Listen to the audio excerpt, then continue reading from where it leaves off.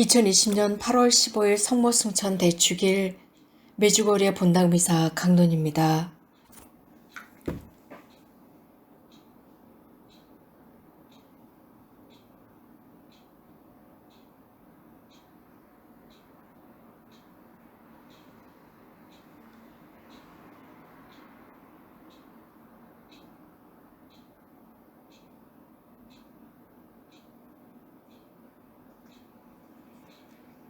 형제자매 여러분,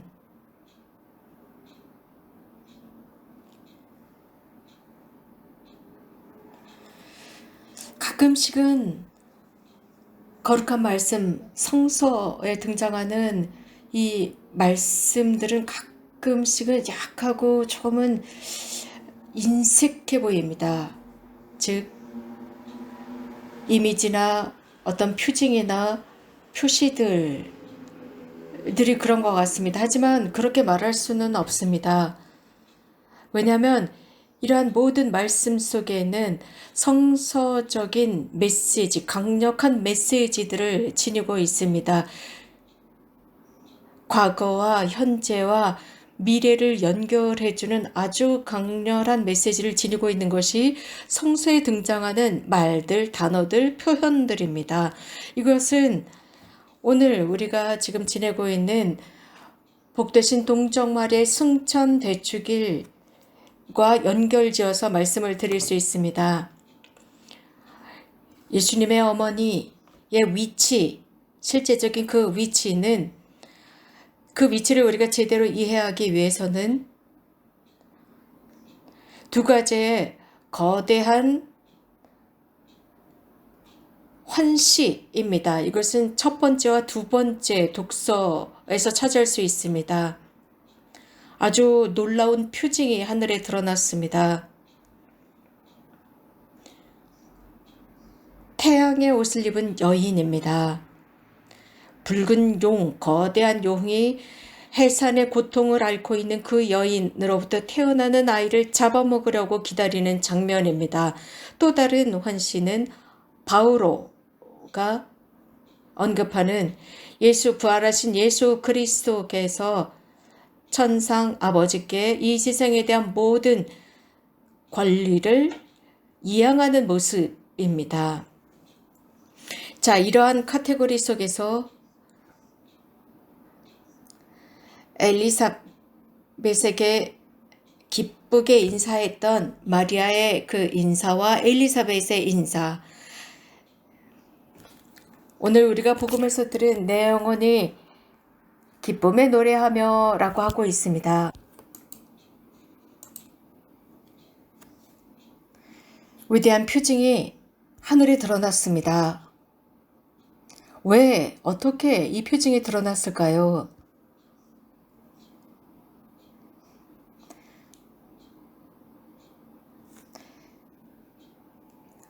묵시록이 기록되던 그 시기로 아마 우리가 영적으로 돌아가 보도록 하겠습니다. 이 묵시록이 쓰여졌던 시기는 그리스도 교회 1세기, 초세기 때였습니다. 당시에는 소아시아 전 지역에 조그마한 그리스도교 공동체들이 퍼져 있었습니다. 아주 작은 마을에도 조그마한 그리스도교 공동체가 있었습니다. 하지만 당시의 그리스도교 신자들은 소수였기 때문에 그 이교도라고 하는 로마 제국의 이교도라는 거대한 바다 속에서는 정말 소수에 지나지 않았습니다. 그래서 이교도들에 의해서는 그들이 지닌 권력에 의해서 위협받고 있다고 생각되어지던 시기였습니다. 그리스도인 신앙에 위협받고 있었습니다. 이교도들은 자신들의 후상들을 숭배하고 있는 상황이었습니다. 노비치아노 로마 황제는 그리스도교인들을 박해하려고 준비하고 있었습니다. 이미 첫 번째 순교자들이 있었습니다. 그런데 그거보다 더 심각한 일이 앞으로 도래하게 될 것입니다. 그래서 묵시록의 저자와 다른 그리스도교 신자들은 이런 박해를 피해서 파티모스 섬으로 피해갑니다. 그곳에서 환시를 보게 됩니다. 계시를 받게 됩니다. 앞으로 그리스도의 교회에 오게 될 여러 가지 일들을 계시와 환시로 보고 듣게 되고 그 모든 것들을 기록하라는 명령을 받습니다. 그래서 박해받는 교회를 위한 희망과 위로와 격려를 주기 위한 말씀을 기록하라고 했습니다. 이런 위로와 격려와 희망을 주는 말씀은 무엇이었을까요? 그 위대한 표징은 어떤 것이었을까요? 여인이 해산의 고통을 앓고 있습니다. 동시에 예수님의 어머니 마리아였습니다. 교회도 마찬가지입니다. 교회도 매 시대마다 그리스도를 사람들에게 전파해야 하는 해산의 고통을 지니고 있습니다. 첫눈에 보기에는 그 여인은 무능합니다. 그래서 이 거대한 붉은 용의 힘 앞에서 태어난 아들을 빼앗기는 것처럼 보입니다. 하느님께 적극적으로 대항하는 로마 제국의 힘 앞에서 무능한 것처럼 보입니다. 그의 힘은 한계가 있는 것처럼 보입니다. 하늘로부터 들려오는 목소리, 이제 구원이 완성되었다. 우리 하느님의 나라가 시작된다. 그리스도의 왕국의 힘이 시작된다. 그때부터 형제자매 여러분, 그때부터 지금까지 교회의 운명은 묵시록에 드러나고 있습니다. 구원 경륜의 활동은 말씀, 한 여인을 통해서 말씀이 강생하시는 것으로 시작이 됩니다. 그래서 그 거대하고 무서운 붉은 용, 그 용은 이러한 강생하신 말씀 앞에서 아무것도 할 수 없었습니다. 여기에는 정말 분명한 것이 있습니다. 붉은 용의 과제는 그리스도와 그분의 교회를 파괴하는 것이었습니다. 하지만 하느님의 약속은 완성되어야 했습니다. 그 약속은 최종적인 승리였습니다. 한 여인을 통한 것이었습니다. 한 여인과 그의 아들을 통한 것이었습니다. 이 약속은 오늘 우리가 거행하고 있는 성모승천 대축일을 통해서 드러납니다. 묵시록의 여인, 그는 최종적인 승리를 거머쥐었습니다. 그때부터 지금까지 그 여인은 아들과 함께 혼자서 죽음으로부터 승리한 영광 중에 함께 하십니다. 박해받고 고통당하는 교회를 위한 큰 위로가 되었고 보장이 된 것이 바로 승천하신 성모님의 모습입니다. 늘 이렇게 진행되어 왔습니다. 교회의 지난 세기의 역사를 한번 생각해 봅시다. 우리 시대의 일입니다. 특별히 나이가 좀 있는 사람들은 잘 기억하고 있을 것입니다. 1981년 5월 13일 바티칸의 베드로 성당 광장에서 총성이 울렸습니다. 그때 교황 요한 바오로 2세께서는 쓰러집니다. 피범벅이 되어서 쓰러집니다. 많은 사람들은 의구심을 갖게 되었습니다. 왜 교황님께서 암살의 대상이 되었을까? 교황은 정치적인 권력도 없는데 어떤 그 권력도 없는데 왜 이런 암살의 대상이 되었을까? 였습니다. 여기에 대한 답은 그분께서 지니신 교회에 대한 프로그램 때문이었습니다. 교황 요한 바오로 2세께서 암살되기 3년 전에 교황으로 선출되었을 때 인류를 향한 결정적인 선언을 하게 됩니다. 분열되어 있던 인류를 향해서 그리스도를 향해 문을 열라고 했습니다. 그분은 용감했습니다. 모든 사람들 앞에서 용감했습니다. 교회의 수장으로서 용감하게 그리스도를 향해 문을 열라고 했습니다. 이것은 교황님의 문장을 보아도 알 수 있습니다. 대문자 M이었습니다. 마리아라는 의미입니다. 거기에 또뚜스 완전히 당신 것입니다. 라는 교황 문장으로 교황직을 시작했습니다. 그럼으로써 요한 바오로 2세는 마리아적인 교황으로 당신의 교황직을 시작했고 교황님께서는 동정 마리아의 도움과 전구를 청하면서 교황직을 수행하기 시작했습니다. 그리고 1년 뒤에 처음으로 당신의 조국인 폴란드를 방문하십니다. 특별히 조선소, 멘치자라고 하는 조선소를 방문하십니다. 이 조선소의 이름은 레닌을 기억하게 만듭니다. 많은 사람들이 그곳에서 일을 하고 있었고 교황님께서는 이제 공산 이념이 무너지고 있다는 것을 암시하는 방문이었습니다. 대단한 도전이었습니다. 그 어두운 세상을 향한 도전이었습니다. 이런 교황님을 어떤 누구 그 지역에 있는 사람들을 용서하려고 하지 않았습니다. 즉 암흑에 있는 사람들이었죠. 그러므로서 이런 암살 시도가 자행되게 됩니다. 성모님도 마찬가지였습니다. 붉은 용은 자신이 훨씬 더 강하다고 생각했고 그래서 태어나는 아기를 잡아 채워가려고 했습니다. 교황님께서는 항상 이렇게 말씀하셨습니다. 교황님께서 당신의 생명을 구하셨다고 했습니다. 교회 내에서 아주 중요한 임무, 세상을 위한 과제를 수행하도록 하기 위해서 성모님께서 당신의 생명을 살리셨다고 했습니다. 심지어 교황님의 암살 시도는 파티마의 비밀 중에 하나에 포함되어 있는 것이기도 했습니다. 이렇게 암살 시도가 있은 지 한 달도 되지 않아서 교황님께서 이런 일을 당하셨고 또 한 달도 되지 않아서 메주거리에서 성모님께서 발현하십니다. 성모님께서는 평화와 회개를 말씀하시면서 메주거리를 찾아오십니다. 교황님께서는 메주거리의 성모님의 현존을 확신하셨다는 것은 사실 비밀이 아닙니다. 공산 이념이 몰락되어 가고 있는 시점에서 성모님의 전구가 강렬한 그 전구가 효과를 발휘했다고 신뢰를 하시고 주교님과 사제들과 수도자들과 평신도들에게 메주거리를 순례하라고 격려하시기도 했습니다. 확신을 가지고 메주거리에서 발현하는 성모님께 이런 수도자들과 성직자들과 평신도들을 보내셨습니다.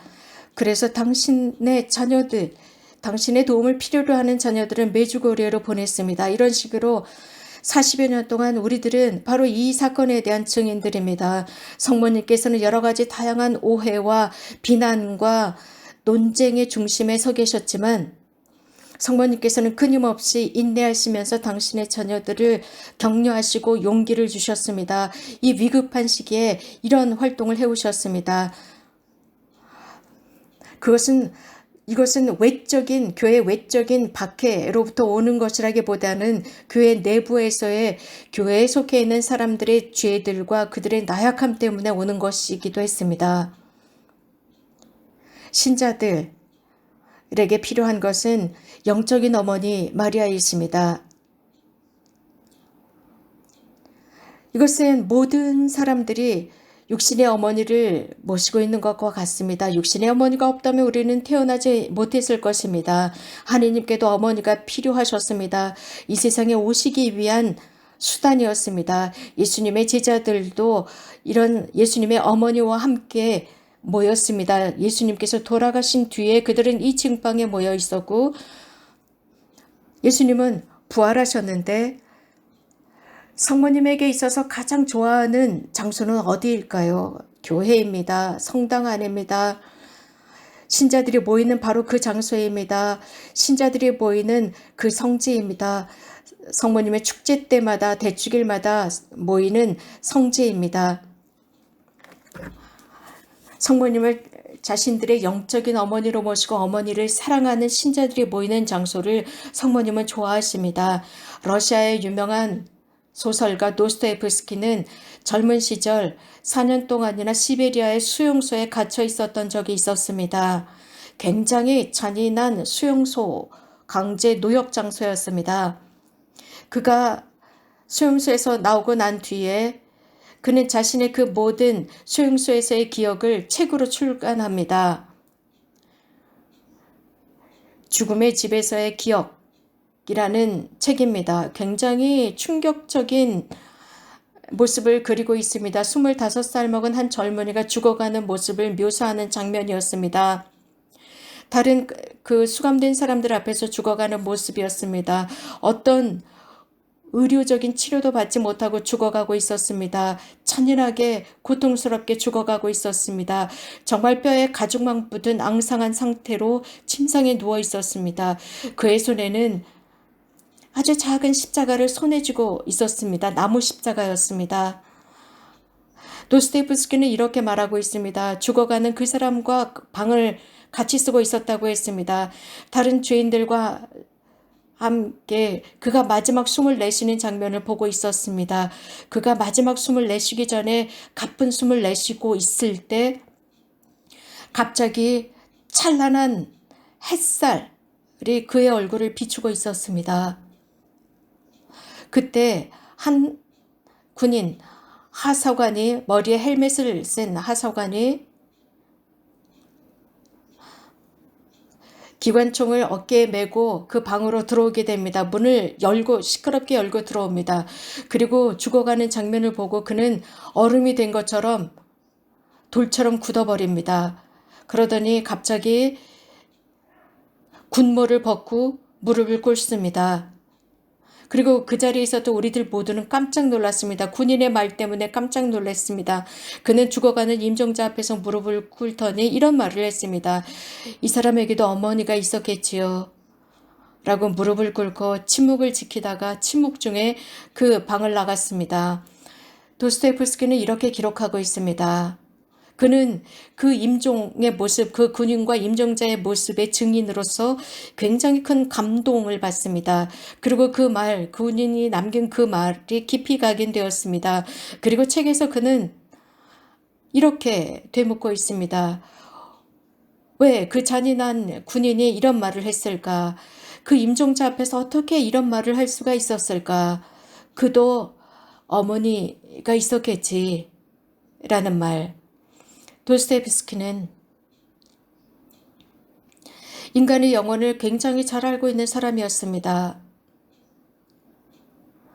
이 말이야말로 이 임종자도 어머니가 계셨겠지라는 그 말은 인간의 깊은 영혼 속에서 올려나오는 말이었습니다.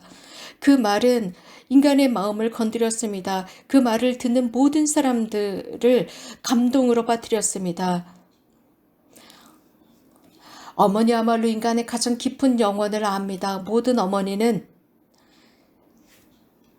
자신의 아들을 알고 자신을 가르치고 자신의 의사를 치료하고 자신의 아들을 상담할 줄 아는 심리치료사입니다.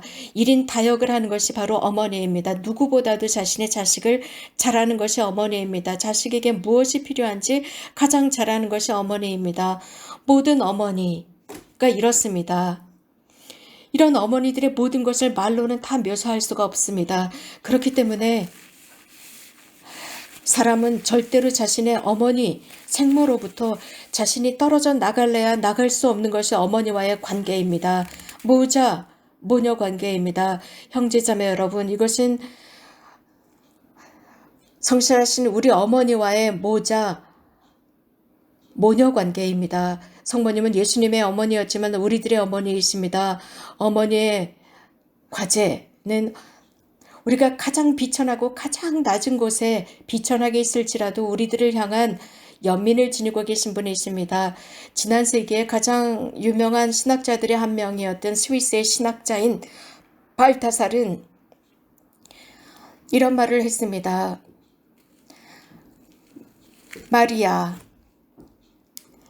마리아의 전구는 매우 중요하다고 했습니다. 마리아의 전구가 없다면 그리스도교는 위험에 빠진다고 했습니다. 인류로부터 무관심 속에 빠져드는 위험에 빠질 수 있다고 했습니다. 어머니 마리아의 전구가 없다면 교회 안에는 어떤 단 한 명의 영혼도 남아있지 않을 것이라고 했습니다. 어머니 마리아의 전구가 없다면 영혼의 평온함도 없다고 했습니다. 마리아의 전구가 없다면 그 어떤 것도 교회 안에서 계획할 수 없다고 했습니다. 이런 세상은 대단히 잔인합니다.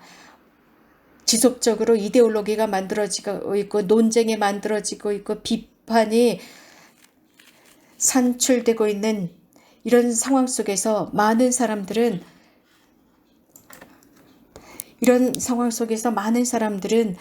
여러 가지 많은 것들에 지겨워할 것입니다.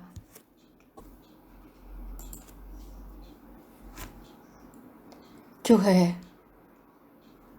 이 위대한 신학자는 이런 식으로 결론을 내고 있습니다.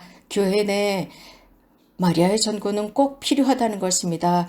불행하게도 교회 내부 일부에서는 너무나도 비천한 상황으로 빠져들고 있습니다. 사람이 자신의 어머니와 건강한 관계를 맺고 삶과의 건강한 관계를 맺기 위해서는 어머니가 필요합니다. 세상에는 모든 부정적인 경험들이 만연하고 있고 그럼에도 불구하고 우리는 어머니와의 건강한 관계를 맺는다면 우리들은 안전한 피난처에 있는 것입니다. 어머니는 인내하시고 친절하신 분이십니다.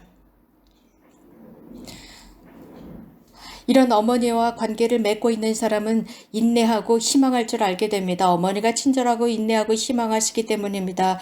그런 사람은 또 용서할 줄도 압니다. 어머니로부터 용서의 유산을 받았기 때문입니다.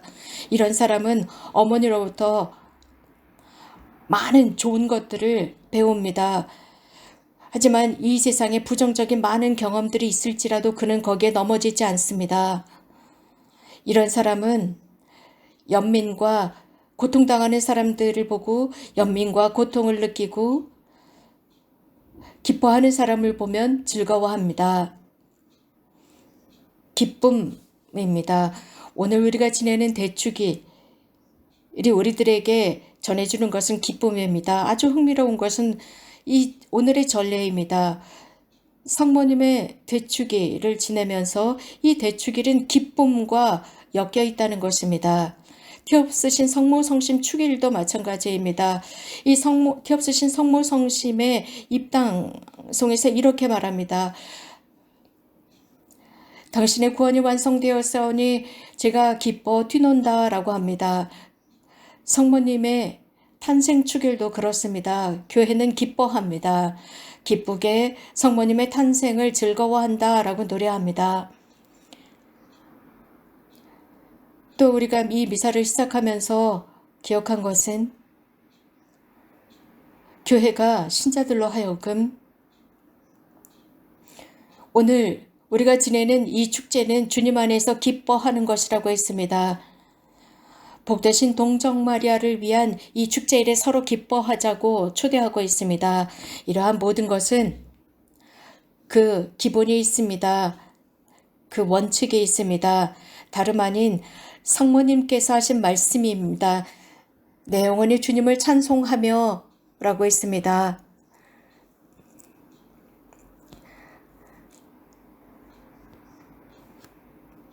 그분께서 당신 중에 비천함을 굽어보셨다고 하셨습니다. 여기에 바로 성모님의 기쁨을 볼 수 있습니다. 성모님의 삶 속에는 하느님의 선물이 있었습니다. 그분은 매우 작고 비천하고 정말 작은 종이었습니다. 어디에도 드러나지 않았지만 그렇게 작은 영혼이 하느님에 의해서 선택되었고 대단히 큰 위대한 구원 활동을 위해서 선택되셨습니다. 그렇기 때문에 우리들에게는 이 대축일, 성모님의 대축일을 기쁘게 기념해야 하는 이유가 있습니다. 작은 자가 위대한 자가 되었기 때문입니다. 그래서 마니피카 성모님의 이 찬가의 핵심은 우리들의 즐거움이 되어야 합니다. 이 기쁨에 관해서 언급하다 보면 이런 질문이 등장합니다. 이렇게 기뻐해야 하는데 왜 현대를 살아가는 사람들 중에 많은 사람들이 기뻐하지 못하는 것일까? 많은 산업들, 유희, 놀이, 쾌락, 오락 산업들은 대단히 큰 발전을 이루고 있는데 이런 오락 산업이 발전하면 할수록 왜 사람들은 기쁨을 잃는 것일까? 왜냐하면 기쁨을 제대로 된 곳에서 찾지 않기 때문입니다. 하느님의 원천이 됩니다. 하지만 사람들은 기쁨을, 오락을 자신들이 만들어낼 수 있다고 생각합니다. 그러나 하느님의 부재 속에서 기쁨은 나올 수 없습니다. 하느님을 반대하면서 기쁨을 찾을 수는 없습니다. 가장 현대인들의 삶 중에서 가장 위험한 것들 중에 하나는 하느님을 배제한 기쁨과 유희입니다. 그러면서 하느님이 부재하면 할수록 더욱 큰 기쁨이 있을 것이라고, 더 큰 유희와 즐거움이 있을 것이라는 확신입니다. 매우 위험합니다. 여기에 분명한 것이 있습니다. 한 사람에게 있어서 릴렉스도 필요하고 쉬는 것도 필요하고 유희도 필요합니다. 그러나 그 유희나 즐거움이 우리들의 삶의 즐거움의 원천이 될 수는 없습니다. 인간의 삶의 핵심일 수는 없습니다. 기쁨은 유희로부터 오는 것이라면 그것은 금방 사라지는 것입니다. 이런 유희나 오락이 기쁨이 된다면 그 결과는 매우 고통스러운 것이 될 것입니다. 기쁨이라고 한다는 것은 하느님께서 나를 사랑하신다는 것을 깨닫는 것으로부터 오는 것입니다. 그래서 하느님의 뜻대로 살아가는 것, 그분이 나를 사랑하신다는 것으로부터 오는 기쁨입니다. 그래서 그 기쁨은 다른 사람들에게도 전염되어야 하는 것입니다. 현대 많은 사람들은 하느님의 부재를 설교하고 다니고 있습니다. 그래서 현대 인간의 척도대로 살라고 초대하고 있습니다. 완전하게 하느님이 없는 부재하는 세상, 완전한 자유를 누리라고 하지만 결국은 점차 나락으로 떨어지고 있습니다. 이러한 자유는 방해입니다. 이러한 절대적 자유는 더욱더욱 사람들을 슬프고 우울하게 만들고, 그렇기 때문에 더욱 사람들을 오락과 유희와 놀이로 끌어들이고 있습니다. 현대는 특정한 젊은이들에게 이런 즐거움과 유희와 오락이 유일한 직업인 것처럼, 유일하게 할 일인 것처럼 제공하고 있습니다. 그 결과는 너무나도 불행합니다. 이것은 중독증으로 드러나고 있습니다. 시간이 지날수록 위태롭고 중태로 빠져들고 있습니다. 사람이 절대적으로 자유로우면 자유로울수록 더욱 집착과 중독증에 빠져 들어가고 있습니다. 항구함과 자신이 지닌 과제를 소홀히 하게 만들고 있습니다. 이런 쾌락과 유희에 묶여 있다 보면 자신들은 행복하다고 착각하지만 그 결과는 자기 자신을 불신하게 되고 이웃을 신뢰하지 못하게 됩니다. 그러면서 인생 자체를 신뢰하지 않게 됩니다. 한마디로 표현하자면 한 젊은 사람이 완전한 성숙으로 나아가는 길이 중단되는 것이라고 볼 수 있습니다. 형제자매 여러분, 우리는 삶에 대한 진지한 질문을 던져야 합니다. 한 그리스도교 신자라면 가장 훌륭한 모델은 다른 데 있습니다. 이 세상에서 가장 위대한 전구자, 우리들을 위한 전구자이신 성모님이십니다. 성모님은 인생을 즐기지 않으셨습니다. 단지 책임을 가지고 삶을 사셨습니다. 그분은 즐거움이나 유의를 자기 자신만을 위해서 찾은 것이 아니라 아주 관대하게 사람들을 위한 섬김의 삶을 사셨습니다. 성모님의 학교에는 형제자매 여러분, 여러분들도 속해 있습니다. 특히 젊은 남녀 친구 여러분, 여러분들이 속해 있습니다. 여러분들은 성모님의 학교에서 인생이 무엇이고 이 인생을 어떻게 살아야 하는 것인지, 이 인생을 어떻게 하면 행복하게 만들 수 있는지를 배울 수 있을 것입니다. 성모님께서 여러분을 편안한 삶으로 이끌기를 기다리지 마십시오. 모든 문제로부터, 모든 진흙구덩이로부터 일으켜 세울 것이라고 기대하지 마십시오. 단지 성모님께서는 여러분들이 섬세하게 성숙함으로써 인생 안에서 책임감을 짓고 살아가는 사람으로서 성숙할 수 있도록 도와주실 것입니다. 우리들을 도와주는 그 손입니다. 여러분들의 눈에 눈물을 닦아주는 손길입니다. 어려움 속에서 여러분들의 등을 다독이며 그 시련에서 일어설 수 있도록 도와주시는 성모님이십니다. 성모님과 함께 친교를 이룰 때 예수님께 나가는 길을 찾을 수 있습니다. 그 길이 바로 행복의 길이고 기쁨의 길이고 여러분들의 마음이 찾고 있는 바로 그 길입니다. 아멘.